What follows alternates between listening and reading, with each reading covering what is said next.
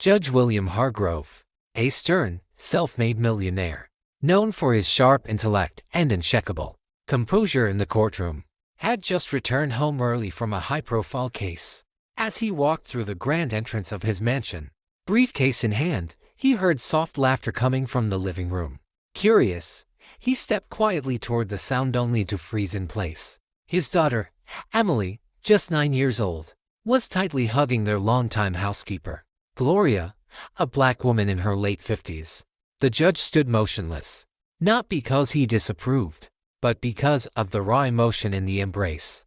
Emily's small arms were wrapped around Gloria's neck, her face buried in her shoulder. Whispering something he couldn't hear, Gloria held her with quiet strength, eyes closed, as if trying to absorb Emily's pain. William cleared his throat slightly, causing both of them to look up.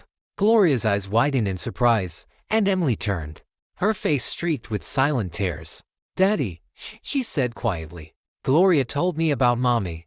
William felt his heart sink. Emily had asked about her late mother more and more lately, and he'd never known how to speak of her without trembling. He realized Gloria must have finally told Emily the truth that her mother had once been a struggling, single mom who worked 3 jobs, one of them cleaning offices alongside Gloria.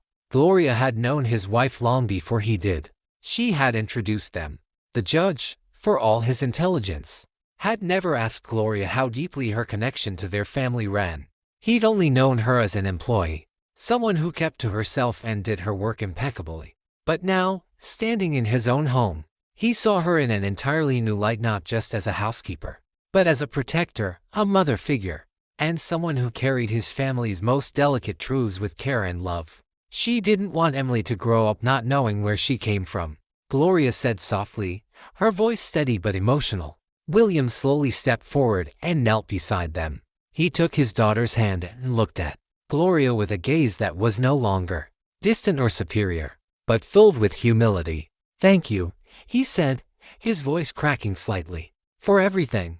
In that moment, the judge didn't see race, roles, or status, just a woman who had silently held his family together for years. And for the first time, he truly saw her.